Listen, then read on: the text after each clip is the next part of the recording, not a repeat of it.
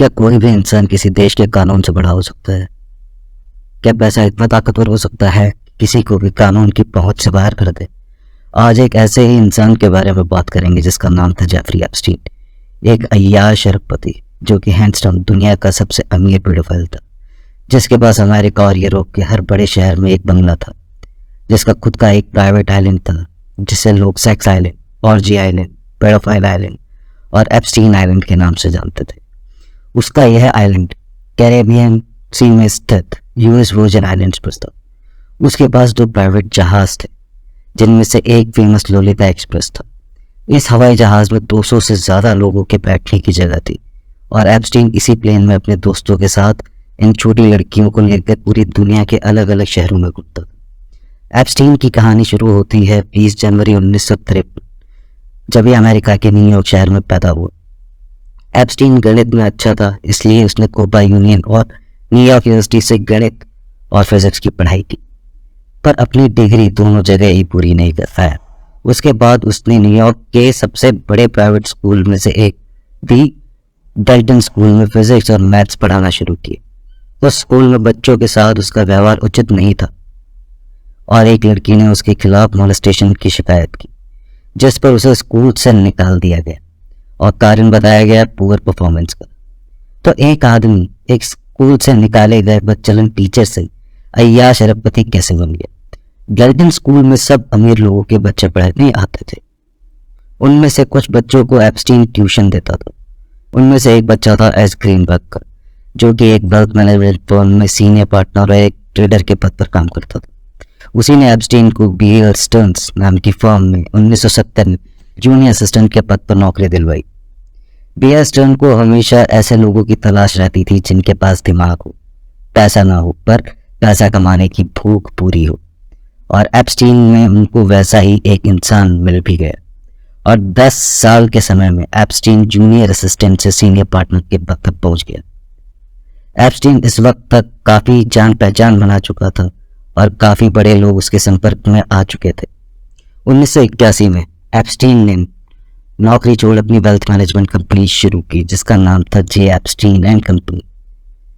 पर एप्स्टीन की ये कंपनी बाकी वेल्थ मैनेजमेंट कंपनी से अलग थी। इस कंपनी के साथ काम करने के लिए उनके कस्टमर्स की नेटवर्थ कम से कम $1 बिलियन से ज्यादा होनी चाहिए थी। अब बात करते हैं इस आदमी के कांडों की।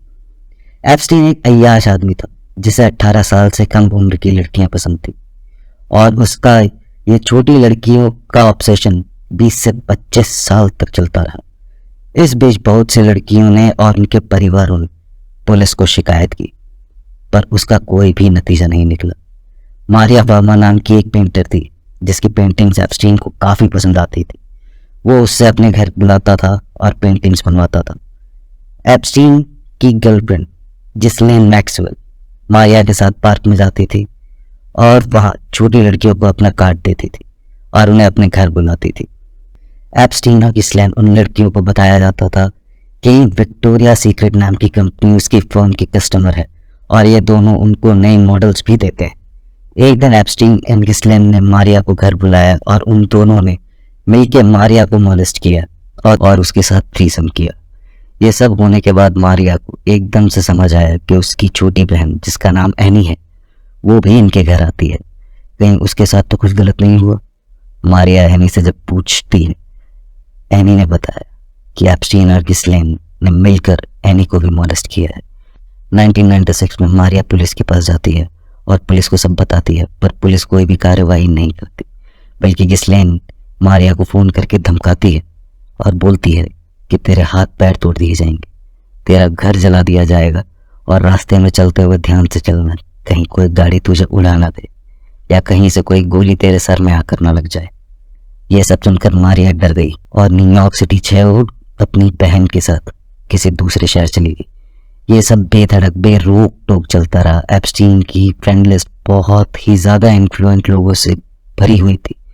उसके दोस्तों की लिस्ट में Bill Clinton, Donald Trump, Bill Gates, England की royal family member Prince Andrew और Nobel prize winner physicist Murray Gellmann भी थे। एप्स्टीन की ये सारी हरकतें 2005 तक बेरोक टोक चलती रही। फिर 2005 में 14 साल की लड़की जिसने अपने माता पिता को एप्स्टीन की हरकतों के बारे में बताया, और उस लड़की के माता पिता ने एक वकील जिसका नाम स्पेंसर कोवेन, उसकी मदद से रिपोर्ट दर्ज करवाई। FBI ने जब इस 14 साल की बच्ची से पूछताछ की तब उसने उन्हें बताया कि उसे वहाँ 2 लड़कियां लेकर गई थी, और उन 2 लड़कियों से जब पूछताछ की गई तो उन्होंने भी यही बोला कि उनको भी वहाँ 2 लड़कियां लेकर गई थी। एप्स्टीन ने पूरा अपना एक जाल फैला रखा था जहां से उसे लड़कियां मिलती रहती थी। 14 साल की एक लड़की जिसका नाम कॉर्टनी वाइट है, उसने बताया कि जब वो 14 साल की थी तब उसे वहां एक दूसरी 14 साल की लड़की लेकर गई थी। उसे बोला गया था कि वह वहां उस आदमी को मसाज देगी और वो मसाज करने के उसे $200 मिलेंगे। किसी भी 14 साल की बच्ची के लिए उस समय $200 एक बड़ी रकम थी। उस समय एप्स्टीन की उम्र 48 साल थी। एप्स्टीन उन लड़कियों को बुलाता था और उनको बोलता था कि तुम जितनी लड़कियां लाओगे तुम्हें उतना ही पैसा मिलेगा। कॉर्टनी ने कन्फेस किया कि उसने खुद ने 50 के करीब लड़कियां एप्स्टीन के पास भेजी थी और उन सब की उम्र 12 से 16 के बीच थी। 2005 में पुलिस ने एप्स्टीन के फ्लोरिडा वाले घर पर रेड की और उसी दिन 40 लड़कियों के बयान लिए गए, जिसमें सब लड़कियों ने एक ही बात बोली कि उन्हें मसाज के लिए बुलाया जाता था और फिर उनके साथ सेक्स किया जाता था। घर में तलाशी के दौरान मैसेज बोर्ड्स मिले जिनमें लड़कियों की उम्र अलग तरह से लिखी हुई थी। वहां पर पुलिस को फ्लाइट लॉग्स मिले जिनमें उन लड़कियों की डिटेल्स थी जिन्हें वह अपने साथ अलग अलग शहरों में लेकर घूमता था। जब इतनी कंप्लेंट्स आई उस पर केस चला तो उसने यूएस कॉन्स्टिट्यूशन के 5th अमेंडमेंट का यूज़ किया। 5th अमेंडमेंट यूएस सिटीजन्स को राइट देता है कि कोई भी यूएस का व्यक्ति को उसके खिलाफ बयान देने पर मजबूर नहीं कर सकता। इसी बीच एप्स्टीन के सारे रसूखदार दोस्तों ने मिलकर सारी गलतियां सिस्टम और उन लड़कियों की फैमिली पर डालना शुरू कर दिया। एप्स्टीन के पास इतना पैसा था और उसने अपने पैसे के दम पर लॉयर्स की पूरी एक फौज खड़ी कर दी थी और उन लॉयर्स ने उन लड़कियों की फैमिली को ही फंसाना शुरू कर दिया था। जब बात बढ़ती दिखी तो एप्स्टीन ने ह्यूमन ट्रैफिकिंग के गुनाह ना मानकर एक छोटा गुनाह कबूल किया जो कि soliciting an minor for prostitution था। यह गुनाह मानकर उसने उन सब छोटी बच्चियों को प्रोस्टिट्यूट साबित कर दिया था। अब अथॉरिटीज के पास सबूत थे और उन्हें झक मरा कर कोई ना कोई एक्शन लेना था। जहां किसी भी एक नॉर्मल इंसान को इन चार्जेस पर उम्र कैद की सजा मिलती, वहां एप्स्टीन को 18 महीने की सजा मिली। उसमें भी उसे किसी कारागार में नहीं बल्कि पाम काउंटी की जेल में रखा गया, जहां उसे दिन में 12 घंटे और हफ्ते में 6 दिन बाहर रहने की अनुमति थी और फिर दिनों को 6 से बढ़ाकर 7 कर दिया गया। एप्स्टीन को जेल के प्राइवेट विंग में रखा जाता था जहां उसे सारी सुख सुविधाएं मिलती थी। उसके साथ उसके प्राइवेट बॉडीगार्ड्स 24 घंटे उसके साथ रहते थे। उसे सुबह लेने के लिए एक लिमोजीन और ड्राइवर आते थे जो उसे लेकर उसके डाउनटाउन पाम बीच के ऑफिस लेकर जाते थे। वहां भी उसने 2 बच्चियों के साथ मोलेस्टेशन किया। उसने उन लड़कियों को न्यूयॉर्क से बुलवाया था।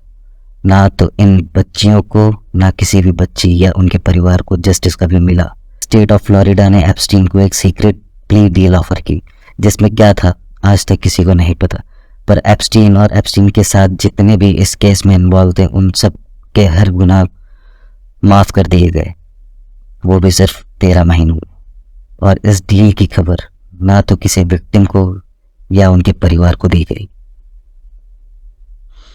उसके साथ को कॉन्स्पिरेटर्स उसकी गर्लफ्रेंड जिस्लेन मैक्सवेल, जिसके पिता रॉबर्ट मैक्सवेल यूके में एक पॉलिटिशियन, एक जासूस और एक अय्याश था, जिसकी मौत एक संदेहजनक हालत में हुई थी।